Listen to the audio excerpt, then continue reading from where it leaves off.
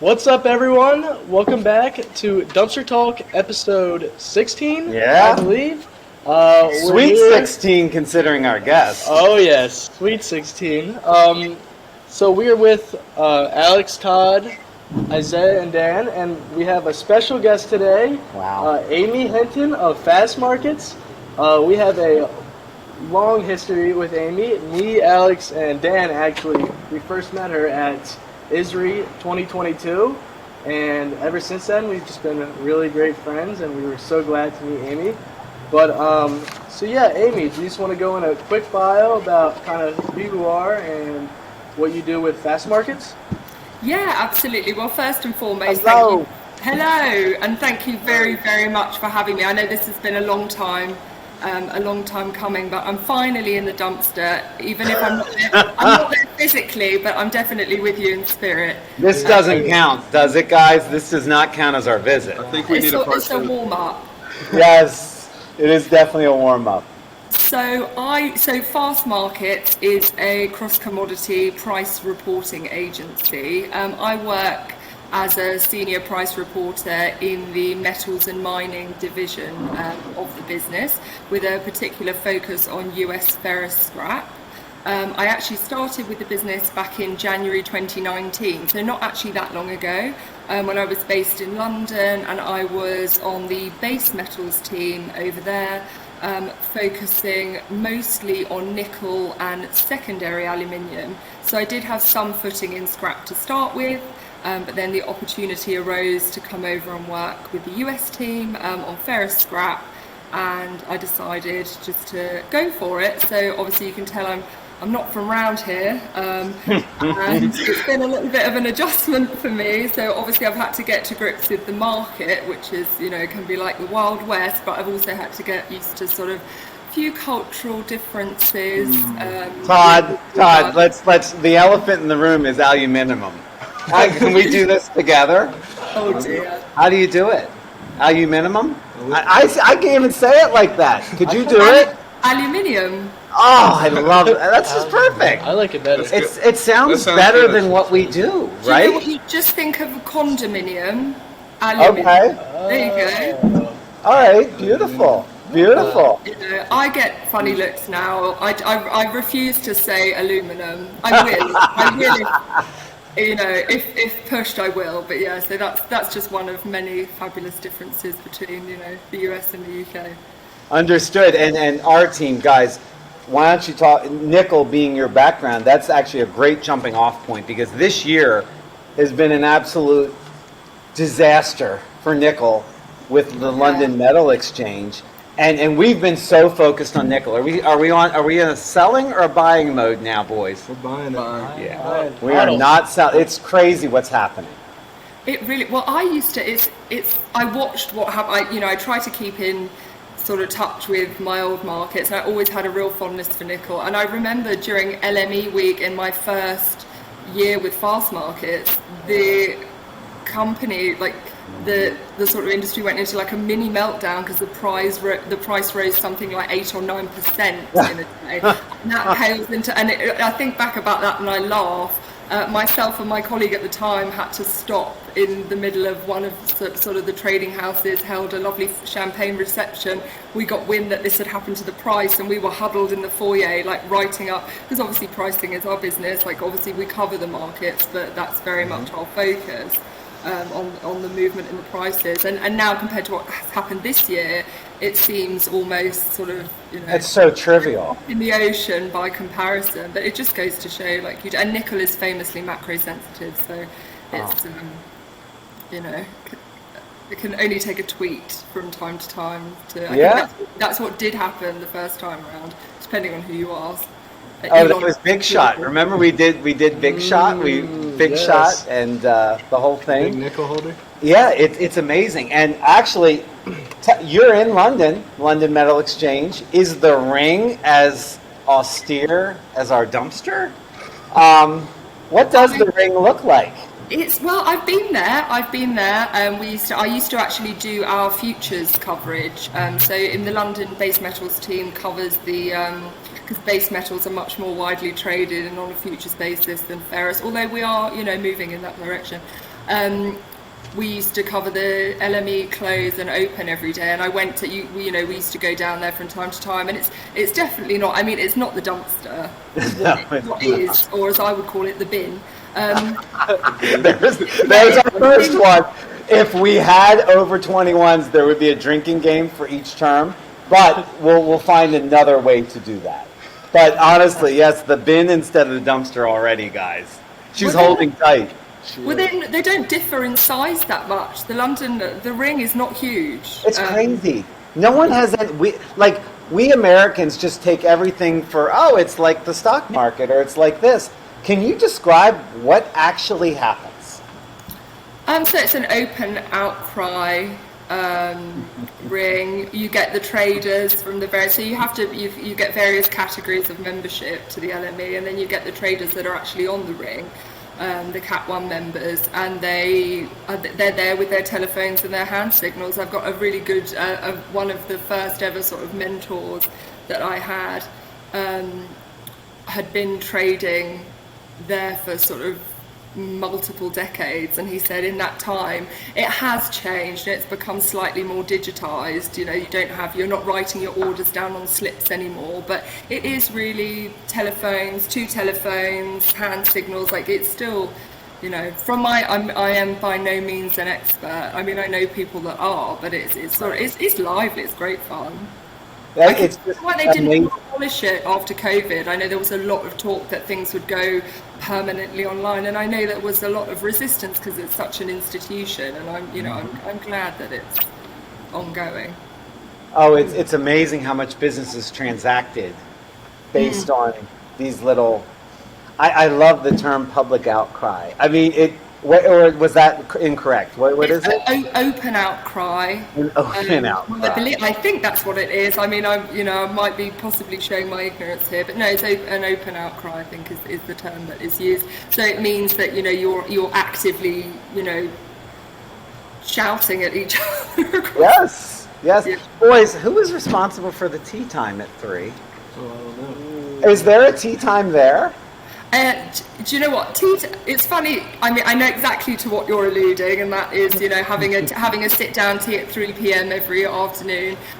Tea time for a British person, or for most British people, is all day, every day. I don't think I've ever turned down a cup of tea. We do have afternoon tea from time to time, but nobody's sitting down at 3 p.m. in the afternoon and having tea and scones. Maybe they are. If they are, I'm jealous, but I don't. And you were not invited, clearly. No, I wasn't. Well, maybe they're all doing it without me. There's every possibility. Yes. But, their loss is your gain, so I can be virtually with you in the dumpster while I'm not having afternoon tea at the moment. So I think we will try to make this not ugly American, but honestly, we just really can't help ourselves. Todd had a very good question about his favorite movie. Ask me anything. Have you ever seen the movie Harry Potter? Do you know what that was? One of my favorite movies. I absolutely. So have you read the books is the real question. Oh. I've started the first book a couple years ago. Oh, really? I read that when I was 9. I've been on it for about 9 years, I think, so I'll finish it one day. Lord. Well, better late than never. Just so you know, we do emphasize a growth mindset here versus a fixed mindset. So he just hasn't read them. Yes. Exactly. Perfect. Same page. She exhibited the yes. I'm going to get on it. Yes. I would recommend that. I loved the books. They were a big part of my childhood. I think the first one, so they were set slightly earlier than, I'm not going to reveal my age. But I think Harry Potter was born towards the beginning of the 80s, and when the first novel came out, he was roughly the same age that I was in real time, even though it wasn't quite the same sort of period in time. So I started reading them, and I read them until they sort of ran out. But I love the books, also love the films. They're a great Christmas watch. The first, I would say you can't really beat the first one. You like the first one too? That's my favorite as well. Yeah, it's nostalgia for me. Yeah. And I like to watch it every Christmas. And I don't know about here, but because the telly is totally different. But in the UK, like every Christmas, you'll watch. They'll start slowly drip feeding you the Harry Potter films as you get closer to December. So yeah, but no, I'm a big fan. Your taste is impeccable, I must say. Thank you. I appreciate that. You're very welcome. Wow, go ahead. What should we cover here? What do we want to know? The people want to know. Alex. So, I guess we can. Well, what's your day-to-day like, Amy? What do you do from day to day? So I am mostly responsible for so I'm part of a fabulous team, a team of 4, and I primarily look at the weekly export prices that Fast Markets offers, and obviously I'll get onto the domestic side of things in a minute. So on a weekly basis, I'd be responsible for pricing East Coast and West Coast docks. So on a Monday, after we do a roundup of speaking to shredders to check on the latest shred feed prices and take care of that, we'll turn our attention to the dock pricing. So that's heavy melt, PNS, auto bodies, and everything in between. And we look at pricing in Philly. Obviously, start with the most important first. Philly, New York, Boston, and we also look at LA docks on the West Coast. So we price that on a weekly basis. I also keep track of deep sea ferrous export. So from the US East Coast, we price number 1 and 2 heavy melt and shred, and from the West Coast we price heavy melt. So we look at cargoes, where they're going, the price levels. We also have to track the freights that go into those cargoes. So that's done on a weekly basis, and there's an accompanying report that goes out with that on a Wednesday. But we're always looking to cover cargoes that are sold, and really just keep a track on things in real time as they happen. And export, as these guys know, the one thing we track every single day is the dollar. Today it's over 109 as an index, and that is never good for any export activity. And it's been crazy. Yeah, it has a huge impact, particularly if you look at Turkey is the largest consumer of US ferrous scrap. We've had instances whereby, they don't exclusively buy from the US, but that's I would say the majority of their requirement is sort of satisfied through those channels. When the dollar and the lira don't jive, you can see US scrap becoming prohibitively expensive as mills try to, they'll try and satisfy their requirements elsewhere. US ferrous scrap can be typically $5 or more dearer than, European Baltic cargoes. And those $5 swings make a big difference business-wise, correct? Yeah, absolutely, because we're pricing in dollars per ton. So, there's those differences really do stack up. And, Turkey's had a lot of issues after Russia, Ukraine. Gas prices have been a real struggle. Lots of mills in Turkey are operating reduced schedules at the moment. So it really has put a crimp in the demand balance. The other knock-on effect that we see when export isn't so rosy is that it doesn't offer sellers within the United States who have business interests in both the domestic and the export market, doesn't offer them a great deal of relief in terms of, if pricing isn't attractive in the export market, then it gives mills impetus to maybe, let's say, drive a harder bargain at home. Sure. And it can, so it's all very, very, I'm giving you an extremely perfunctory explanation there, but it really does have it's all intertwined. It sure is. And we've seen, when we started our dumpster talks a year ago, what benchmark do we have for the dollar? Do you remember?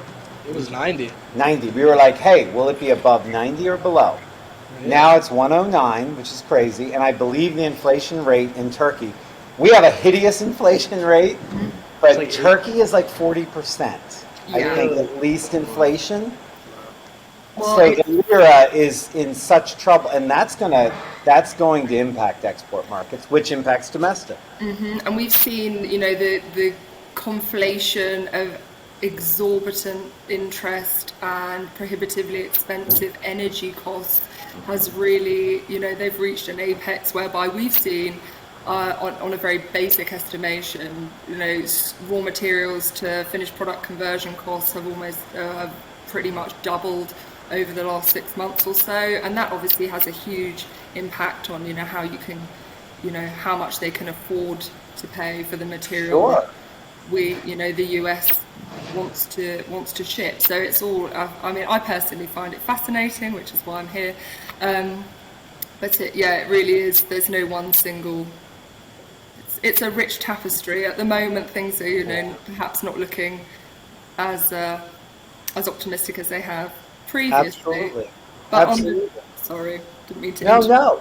I wanted to just check with you because this is an area. It seems like there are many areas you could talk free range for a long time, but this is an area of a special interest, and these guys are going through things where they have areas of interest in going to school, working, doing both, doing one or the other. What led you to this in your education? How did you get the road here? Well, it's not a straightforward journey. And we knew that answer, did we not? It's not my style to do things by the book. Apparently. No. Pricing, obviously, whereby, Correct. Activity. But by educational background, I'm a linguist. So I studied modern foreign languages and European studies at the University of Bath in the UK. Famous for, the backdrop of many a Jane Austen novel. So I studied French. Are you big on Jane Austen? Isaiah? Jane Austen novels? No. We have a whole list. You guys. But, we have a whole list of recommended reading out of this. Or we could do books on tape with the accent. I think if scrap doesn't work out for me, I think I might start running a sideline in audiobooks. So if anyone's listening and thinks I don't sound terrible, let me know. So I studied French and Russian at university, and then I went on to do a master's in translation and professional language services, which has that's got a wide variety of business functions comprised within that, aside of the translation. And the one thing that came out for me is that I really like communicating, and I also like writing. So I wasted almost a decade working at various banks, and then I finally thought, we need to hear more about the various banks. So what were you doing in banking? It seems to, I don't know. Well, I just joined. I was fresh out of university. I was very wet behind the ears, and I thought, I don't know really what I want to do. So I just headed for the city where there are lots of opportunity. And I started working for a Japanese bank. They were looking for people with language skills. Okay. And so I had a couple of, it was Russian is quite niche. There aren't many people that, that obviously within Russia there's many people that speak it, but it's not a popular foreign language to learn. And they had a portfolio of clients in Russia and the Commonwealth of Independent States, and they said, well, we can just, if you can go in and have a tinker with those, not to put too fine a point on it. So I did that for a good 9 years, and then I thought, that's maybe not enough creative output for me there, so I decided to take my talents elsewhere. And now they're in the dumpster. So obviously they are in the dumpster. Yada, yada, yada. Absolutely. Now, Russia, working with Russian banks, you probably had a lot of exposure to metals, and that may have been a transition. Absolutely. And I actually started to become interested in the commodities side of things quite early on. So I was looking at lots of customers that were huge, big state-owned firms like Rosneft, Gazprom, and I think that, lots of different, even like potash, a company called Uralkali, all sorts of stuff. And I just really am interested, I really have a genuine interest in all of those things. And it all went from there, really. And I ended up, when I worked back in the London office, I used to obviously covering nickel. Nornickel are a huge company. Shout out to Dennis from Nornickel, who's an excellent chap. So I've had some great exposure at various met various very, very high-ranking people in various capacities, and it's just fascinating. I mean, obviously, I know it's a bit of a sensitive topic at the moment, but they've had for good or bad, they've had a huge impact on the market, particularly this year. With our team looks at pig iron prices. The relationship between pig iron and prime scrap is something that obviously we've been keeping a very close eye on. Absolutely. Absolutely. Can we, just going back to cultural, because so much, it's funny, I mean, so much of what we touch is really cultural. What is the biggest either business faux pas you've observed or have been called in to kind of fix? Because little things like, kneeling to a certain person or a handshake versus other, there's so many different things in cultures that have been upended in the last 2 years. It's interesting. The biggest one that I've observed actually has had nothing to do with being in the US, and it was right at the very beginning of my career when I worked for a Japanese bank. The Japanese are an incredibly honor-bound people, and the hierarchy within the workplace there was quite stringent. It's unusual that you would leave. The interesting thing was that the observation was not so much geared towards local colleagues, but for any Japanese expats that were working in the London office.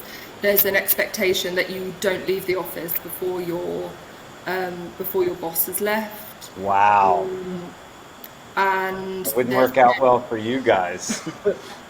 Various things like, obviously the politeness aspect of maybe bowing to colleagues. I mean, I could never tell whether it was something that we were supposed to do or whether, but the Japanese colleagues within the office definitely observed it. It's just, I find it fascinating just to watch how, obviously always try to be very respectful of other cultures, and I just think it really is interesting. I worked for a Japanese, a Chinese and an African bank during my 20s, and I think the cultural diversity is huge, but I'd always encourage anyone to take a step out of their comfort zone and try and maybe work in a different environment, just because it does. I know it's such a cliche, but travel and things like that, and interacting with different cultures, it does broaden the mind. Absolutely. We often say being comfortable. Be comfortable being uncomfortable. That's one of our big things here. And I always think there's always room to make a mistake. I always think as long as you're polite and respectful, nobody ever expects you to be perfect, or particularly in the case of you young gentlemen that are just starting out. As long as you're, people will help you on the way. If you're respectful, I always find that, you can make a faux pas. I've had my foot in my mouth on more than one occasion, as, you guys have probably witnessed at ISRI. But it happens, and as long as you're humble and respectful, I think people are always willing to forgive. Absolutely. That's great advice. So connections. Guys, we talk about that often, connecting with people. Yeah. That is what Amy's talking about, correct? Yep. Isn't that what we're kind of learning in sales and marketing? Isn't it all about connection? Everything's about the relationships. It's all relationships. Yeah. All of life is relationships, correct? Yeah, and I always am mindful of the fact that we are all only human, and that is all business is founded upon. Obviously, relationships are important because you can talk about a company as if it's a behemoth or like a monolith, but it's only comprised in a functional capacity of the people that make it work. So everything is built upon upon those relationships. I think it's important. I mean, I like communicating with people, and I find that that's instrumental in the work that we do at Fast Markets in particular, because we are nothing without our sources. We are nothing without, we're there to do a very specific job, but our networks and the people that we talk to really are the building blocks of, the data, the prices, the stories, the intelligence that we're able to put out into the market. Without getting too specific, because a lot of this, obviously, a lot of what you do is proprietary. Mm-hmm. But without getting too specific, Alex, just to piggyback on a question he had earlier, and maybe putting it in the context of the domestic market, it's a monthly process that that still does go on throughout. It's not like it just picks up July 1st. Can you give us a just general overview? Because I never knew about the public outcry. I'll say it wrong. And I never knew all that went on. I would, a lot of what we do is based on the data from fast markets, but until we really engaged, I had no idea. I thought it just popped up. So tell us about it. Well, we rely, obviously, there are mills that will come into the market at a certain time. I mean, as you quite rightly said, the market never closes per se. There are deals being done throughout the month, all the time. But what we would term the settlement period would be the first 10 days of the month, and then on the 11th we'll publish our Midwest indices, which are the index prices for heavy melts, shredded scrap and busheling. So during that first 10 months, could you imagine if it was 10 months long? So during that first 10 days, typically after a few days have elapsed, and really depending on the strength and the direction the market will potentially take, certain mills will come out and table offers, typically in the Midwest. Okay. And we will obviously receive that intelligence, and we will wait for deals to start to be done, and then we, in our respective markets within the team, will start to go out and sort of talk to people and see what business they've started doing, maybe what offers they've received, if they've sold, if they're planning on selling, and we'll really just, and it all just depends. We'll sort of speak to the key the key institutions within those markets, and really just to use those conversations to get an accurate depiction of where people are doing business, and then we will aim to get those markets settled and publish a price for the grades comprised within each of the markets on or before the 10th of every month. Absolutely. And we publish a price, but we'll also publish a trend, because a lot of the way the machinations of this particular market work, a lot of the business is done on trend. Sentiment starts to come out, almost as soon as one settlement is done, we're eyeing the next one. People start to get an idea, is it going to go up or down? If the market looks stronger and people think that, they're feeling a bit more bullish, the market might break earlier. If people are dragging their heels, or the things don't look so good, they might not want to jump in with the So that's broadly how it works. I hope that's not too convoluted. Did you guys get that? You feel that's a good explanation? I thought it was pretty good. Yeah, somewhat. It relates to us and how we do business. These guys see this every day with our customer formulas. Mm-hmm. For us, we're able to offer predictability to a customer, because it's very transparent to say, hey, we're going to price you at this index of that market, this published format from fast markets, and it's a really good way for us to negotiate, correct? It's a lot easier than negotiating every time, right? There's a lot more that goes into it, I guess, than we realize. And the thing is, obviously, I try to give, we are the benchmark for US ferrous scrap. We understand how vital these prices are, and we do put a lot of, not just effort, but a lot of pride goes into those markets that we all respectively are covering. And we're aware that we have a responsibility to be acting with integrity, to be really doing our best to report the truth every month, and to provide prices that people not only rely on, but prices that they trust. Absolutely. So we always, I always have a very more the merrier attitude to it. I will talk to, I really do welcome feedback from the market, and I think it's very important to maintain a dialogue with anyone really that has an interest at all in what it is that we do here.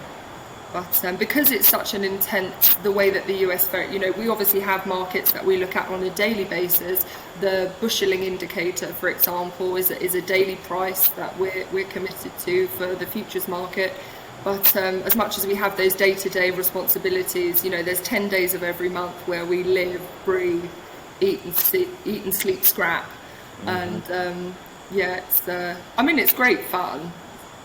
That drives you. That first 10 days of the month drives you, I can tell. Yeah, it's sort of, it's like I don't know, pricing were like a camel. You just stock up in that first 10 days and then you can sort of roll on for the rest of the month. And that's not a faux pas with the Lebanese. We appreciate the camel analogies all day long. We definitely are very good with that. That works for us. That's enough water for our month, for sure. It's more than enough for me at this stage. No, it's great fun. There's no other market like it. There really isn't. And the people, as we've been talking about, the people that we talk to, the people that work in this market are particularly interesting, great characters. There's just no comparison. We're a little boring. I mean, as a group compared to some of the others we talk to, we know it. We're okay with that. I don't think that's true. I have never in my life been in a bin or dumpster, virtual or otherwise. So how you can say boring, I don't know.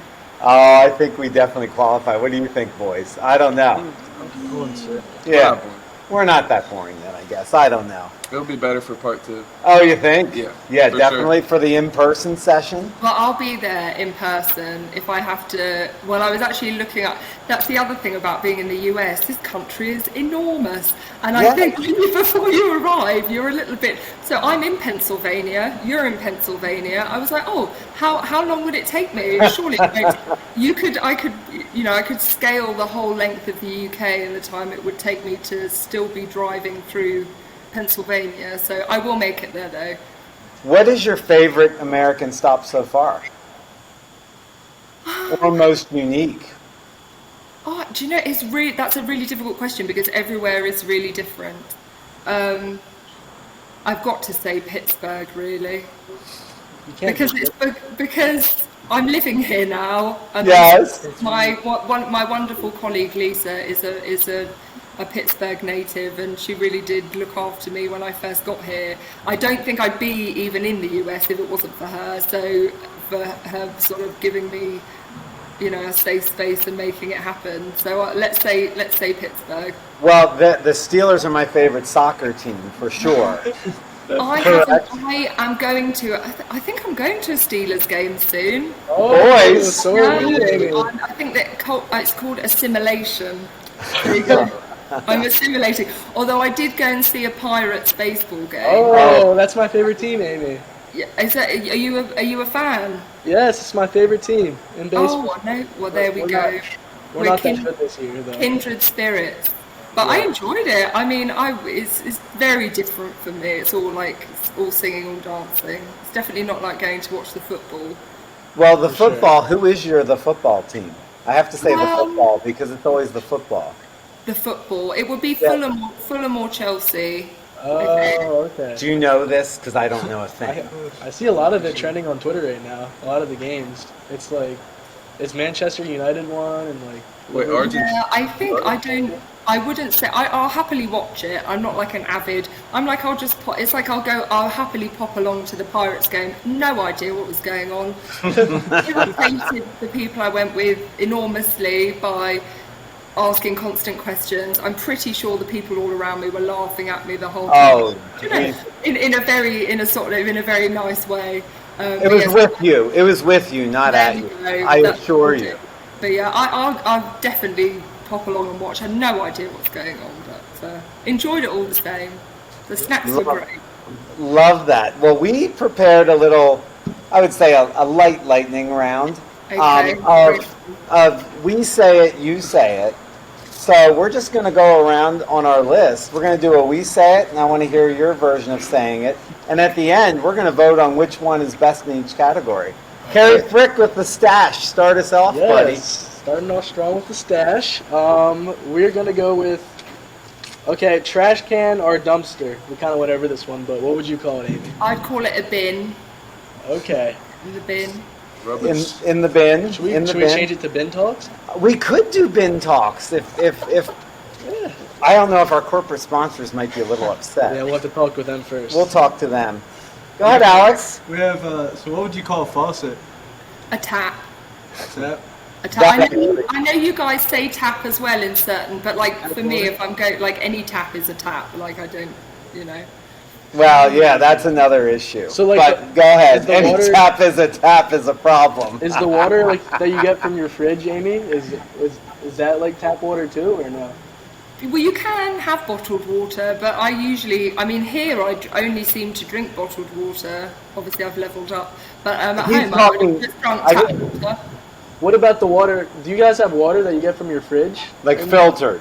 I think you definitely can. I mean, I know they call it like it is definitely a thing. It must be. I think that's in book 7 of the series. Okay, I don't I'll think get I got on to it. that.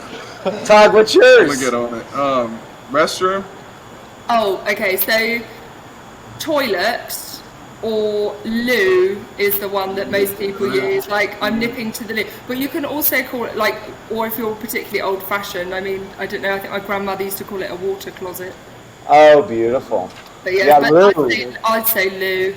Lou sounds good. Nipping to the loo. I said the first time I ever said that to an American, I said, "Oh, I'm just nipping to the loo," and they looked at me like I just landed. I think they thought I was going to start do-si-doing around the dinner table or something, like skip to my loo. But no, yeah, the loo.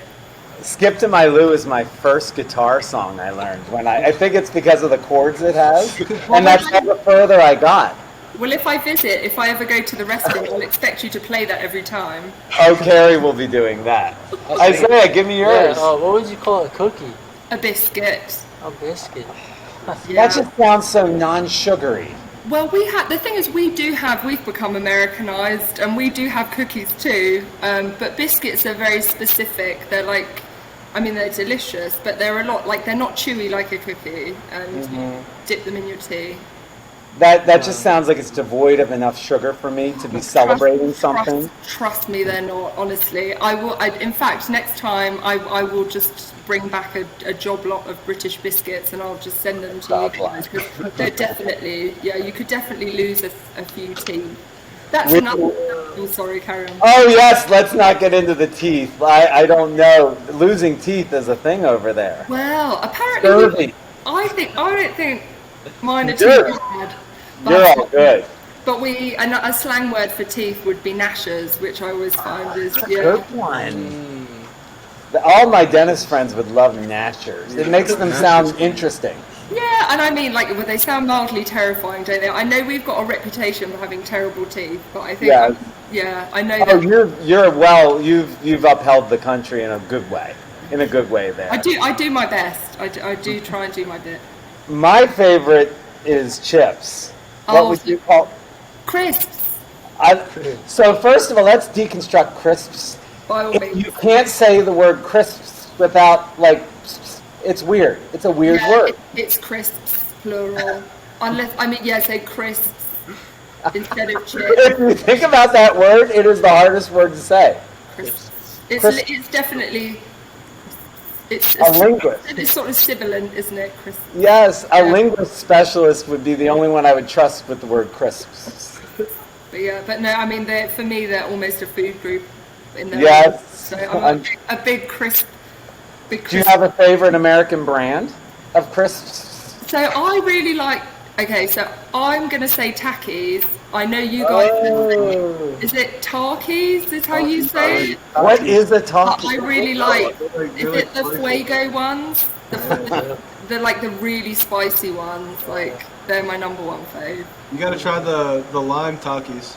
They're good. Okay, I'll put them on my list. But yeah, I'm a big fan. My favorite like candy, as you guys would say. I really like Swedish fish, but everyone thinks I'm crazy. And Oh, no. No, that's Swedish fish forever, but there's a lot of rules on this. The mini fish are terrible because they don't give you the chew and they don't stay in your teeth long enough. okay, well nobody. The large colored are good, but the large red. But the large multicolor, if I see that in a rest stop, that is home run. The I've never tried them. Wait, Oh yes, the but then they multicolored tried ones? the aqua, like any of these tropical aqua, no.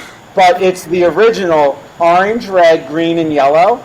Then they added purple. This is kind of like Fruit Loops, where they went bad, or Lucky Charms, and they added different things. But The red. green, orange, yellow, and red Okay. in a multi-pack, the large pack, oh my. Okay, Swedish I've got the Fish are my shopping list. favorite. I'm adding them to my shopping list mentally as we speak. Yeah, no, they're my two in terms of like snack foods. They're my two like US go-tos. So the Okay. Swedish Fish, what's your backup sweets? I'm just using your words. Oh, I don't. Do you know what? I don't actually know. I'm not a huge chocolate lover. Okay. And US chocolate tastes totally different to British chocolate. Totally different flavour. You know that? I've had British chocolate before. It's just It just tastes totally different. Better or worse? Better. Oh, it's clear. She knows what her audience is, and she's trying to backtrack. Do you want the science behind it? Because there is. Oh, we would love it. So the way that you guys, I should say, the way that you'll pasteurize your milk Where do is you live? slightly. Can you not tell? No, it's not you guys anymore. I'm trying. You're with us dirty Americans right now. You're with us. There we go. Oh, So it's the way Yinders that now for her. you would say, the way that you guys pasteurize your milk is different. You've confused me now. It's yins. It's yins for yins, her. not yous. We should have saved yous and yins for her. Yes. Oh, I know about that. I know. Yes, you're a yinzer Yeah. now. I'm good. I won't say it because I'll sound like an idiot. But so the way that Americans pasteurize their milk, they produce something called butyric acid, which is an acid found in Parmesan cheese. We don't have that as a byproduct of pasteurization. So to a Brit, American chocolate tastes a bit cheesy. I'm sorry. Understood. So is that Madame Curie who's behind all this? It's Louis Pasteur. Oh, I knew I was wrong. I knew you would call me out on that. It's no such thing. It's just an exchange of knowledge. My own being very limited. So no. So it's just tastes totally different. But I can only think about Swedish Fish. I'm much more of a savoury kind of gal anyway. So it's crisp and boy for me. I love it. Let's keep rolling through these. This okay. This is a treasure. So one that I saw that was interesting on here was diaper. Oh yeah. Yes. What We- would diaper be? We call them nappies. Okay. So which I is guess- different from nipping to the loo, not napping Yeah. to the loo. But you might be nipping to the loo to change your nappy. It might be. You certainly So many could. terms. Wow. I know. So there you go. So But I yeah. guess the mailman. What do you call the mailman? Well, The postman, but didn't the Carpenters wrote a song about Mr. Postman? So I feel like that's I don't know if that might be before your guys' time. Obviously, that me and Daddy Daycare obviously know that one. But yeah, so I feel like, but I've started saying it because everyone now says like, I got loads of stuff delivered when I moved, and they'd be like, it's in the mail, and I think I said it to my mother, and she was like, no, Amy, it's in the post. I love that. Sorry. The post is awesome. Todd, give us one, buddy. What about mom? Oh, mum. Yes. I know, not a huge difference, but yeah, mum, emphasis on the U. So That's my pronunciation of other things as well. I think mum does sound sweeter, It does have I kind of like doesn't that. it? It does have a ring to it. It yeah. does have a sweeter ring to it, I think. I'd vote there. I think there's also, it's interchangeable in some instances. If you say ma'am, I think sometimes that gets shortened to mum. So Beautiful. it's not just, yeah. Beautiful. Do you have any last ones, Isaiah? How about an eraser? Yeah, so this one's controversial. So we would say a rubber. Yeah, we saved it for last. So yeah, so an eraser to us would be a rubber. Okay, yes. Yeah, I won't be doing that one again. No, let's go back to nappies. Who knew that nappies would be our safe space? I know. Who knew that? Who knew that? I'll tell you, it's amazing. We learned so much from you, and I think you learned so much from us. It's kind of one of the Definitely. reasons, just being exposed to more, as you led with, is what matters in life. Well, it's a symbiosis, isn't it? Really, I can't do what I do without you guys. I mean, I won't say that I have such an important role as much as I'd like to think that I do, but what we do definitely benefits the way that you guys are able to do business. So without one another, it would certainly be harder. Absolutely. Each other out. Absolutely. I want to Teamwork. direct this final closing question of the virtual visit before the in-person visit. Okay. And I'd like to direct this to sort of a statement and a question. I've been very impressed your interest in the youth really throughout ISRI and throughout the community, because we are an organization that needs to promote the youth and just have a different mindset about things, a growth mindset, as you would say. And I've seen the interest you've taken in them. They've actually texted you with advice on things and things like that. It's really heartwarming from Daddy Daycare's point of view, as you call me. But no, seriously, I would just like to reiterate sort of a general, what would be a general piece of advice you would give these guys? You told them about different experiences, gathering experiences, accumulating, but what's more of just a general life advice for these guys as they start their careers? Well, I would say remain inquisitive. So remain engaged, ask questions, be as involved as you can be, because really the level of involvement that you have is in terms of your career, companies you work for, companies you may start, you don't know, you're also young. It really does pay, in every sense to engage, and you really do get out what you put into things. And I don't think the learning process, not that I don't think it, learning never stops at any stage. And I would say, just continue to be it, because you're all very engaged, you're all doing fabulously. I would say continue in that vein. And then when the time comes, you can start to pay it forward. And then that is a beautiful thing, and that really does make a difference, because then that's when you start to have these kind of cyclical relationships. You'll build relationships with people. You'll meet people now that you'll probably know for your entire professional career.